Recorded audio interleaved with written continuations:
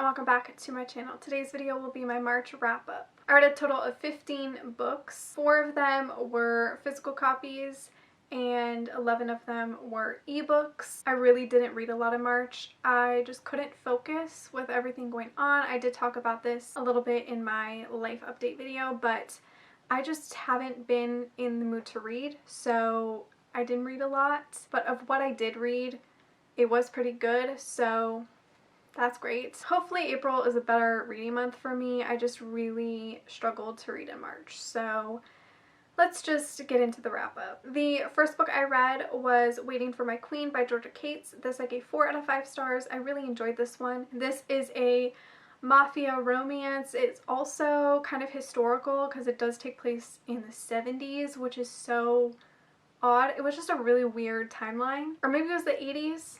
70s or 80s.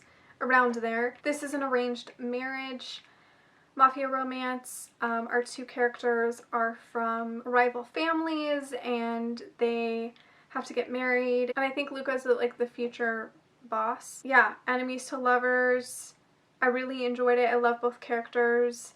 Even though the setting was a little weird, I still really enjoyed it. Definitely one of my favorites by Georgia Cates. This isn't that dark of a romance. Like if you're expecting it to be like a super dark romance, it's not. Now that I'm thinking about it, I don't think Georgia Cates' mafia books are that dark, but they still are pretty good. I enjoyed it. I thought it was pretty good. Then I read The Wrong/Right Man by Aurora Reynolds. This I gave 3 stars, but it's kind of more of a 2-star. This just really didn't work for me. I thought it would because it's insta-love. It is over the top. It's very dramatic. If you loved Aurora's older stuff, you would probably enjoy this.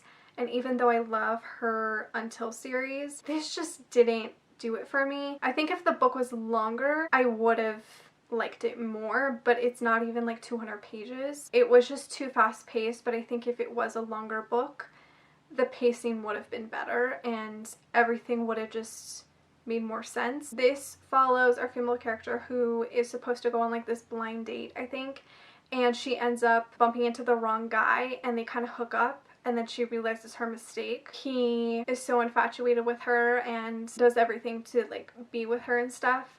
That's pretty much it. I don't feel like it's anything new from this author, but if you like all of her books, like I say give it a shot, but it's definitely not her best in my opinion. Then I read Ghosts of the Shadow Market by Cassandra Clare, Sarah Reese Brennan, Maureen Johnson, Kelly Link, and Robin Wasserman. I always feel like I said that last name wrong. This is a bunch of Shadowhunter novellas.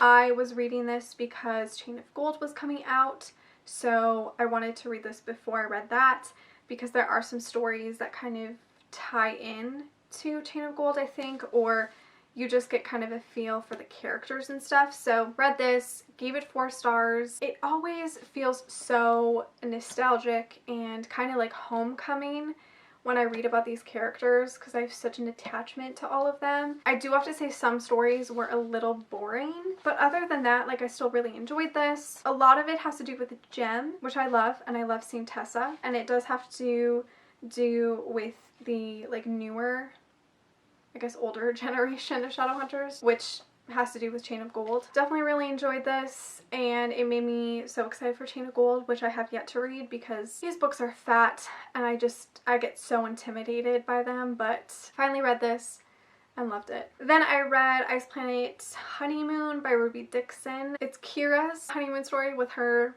mate. I never know how to pronounce the aliens' names in these books, so I just don't even try because I don't know how. So this is technically 3.5. But Ruby Dixon releases them later, like she kind of releases them as like bonus. This takes place like after Kira's book. I gave this 4 stars, really enjoyed it. It was so fun to be back with these characters. I absolutely love the Ice Planet Barbarian series. We'll read anything that takes place in that world, like I'm so obsessed with it. The series is just a fun, smutty, addicting alien sci-fi paranormal romance. It's super fun. I absolutely love it and this one was great. Then I read Sweet Temptation by Cora Riley, which I gave 4 out of 5 stars. This is one of her standalones, but it does kind of connect to both of her other Mafia series. But you can read this as a standalone. It does I would say does spoil mild things. I would probably read her Born in Blood Mafia Chronicles first. This is an arranged marriage, mafia romance. There's an age gap. I think it's a 10-year age gap, I'm pretty sure. Cassia's wife has passed away. He had a bit of trouble in his marriage that not a lot of people know about, but he does have 2 kids, and so he basically needs a new wife and a new mother for his children, and so there becomes an arranged marriage. Julia is a lot younger than him, and she doesn't really have any experience with children, and she doesn't really know what it's like to be a wife or anything like that, so it's about her learning her new role. This is definitely not Cora Riley's darkest book. I would say it's a lot tamer than all of her other books. You don't really see a lot of the mafia aspect. You just see them slowly falling in love with each other and like making efforts and becoming a family. I really enjoyed it. I mean, I love Cora Riley and I love all of her books, so I really enjoyed this one and I can't wait to see what she writes next. Then I read Runaway Road by Devney Perry. This I gave 3 out of 5 stars.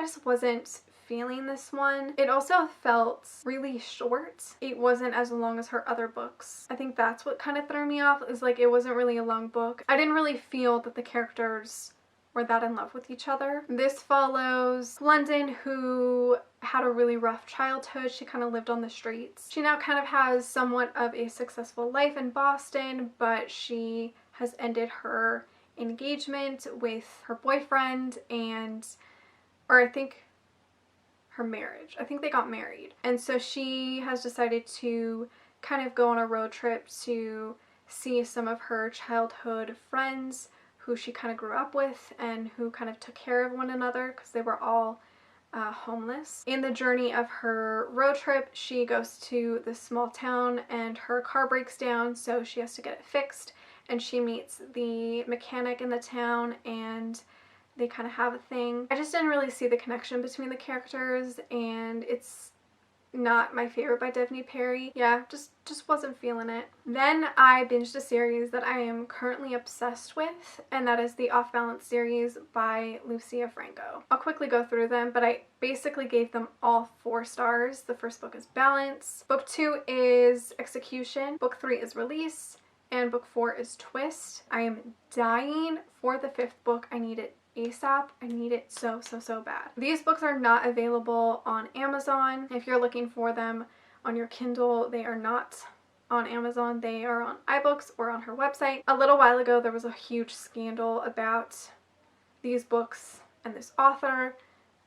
If you want to Google it, go ahead. I can make a whole video about how I feel about cancel culture and the romance genre, and how there are some people who still don't get dark romance or taboo romance or forbidden romance and don't get that that is the point. I could talk on and on about it, and I could also say a million things about how just because an author writes something doesn't mean they condone it in real life. It is fiction, yada yada yada.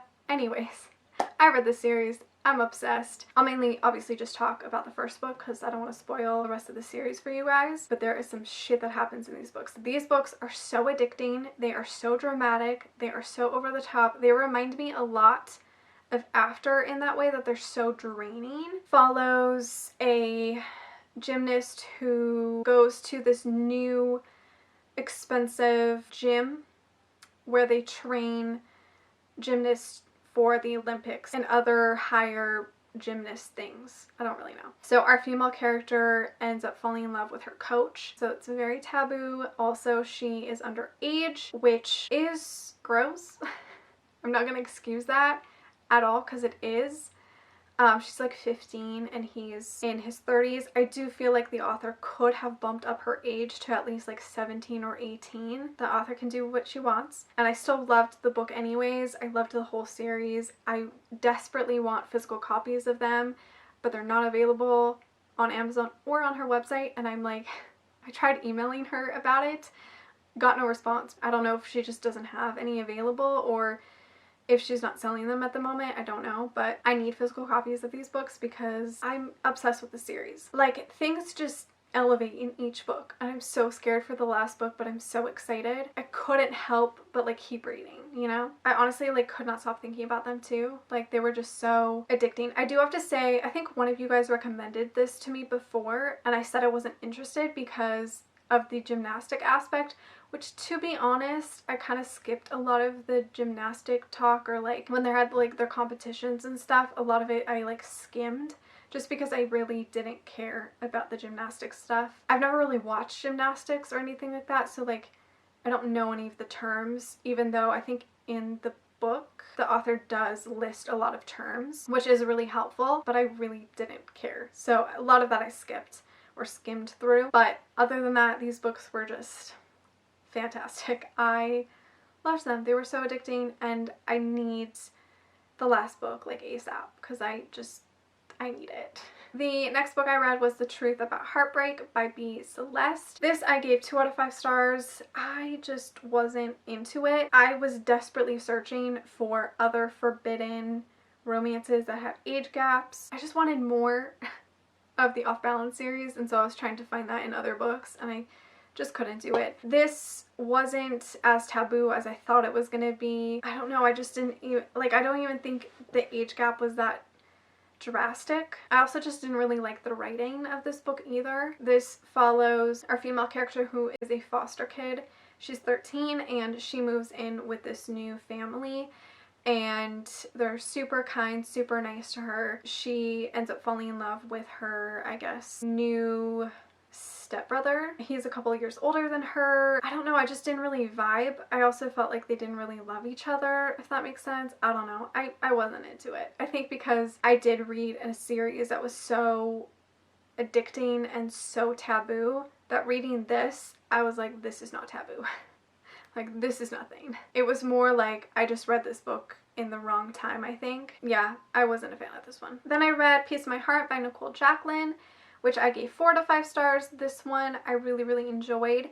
I do have to say it was a little predictable and I kind of knew everything that was going to happen. I still really enjoyed it, and I enjoyed seeing how everything would play out even though I knew how it was going to go, if that makes sense. So this is technically the 4th book in the Fostering Love series. I do have them up here. I do love this series. Book 2 is my favorite, one of my favorite books of all time, actually. So yeah, I was really excited to read this. This is about 2 characters who meet and fall in love really fast, and they decide to get married. Then something happens that kind of tears them apart a little bit, and it's them trying to find their way back to each other and trying to handle everything and how fast their relationship progressed and all of that.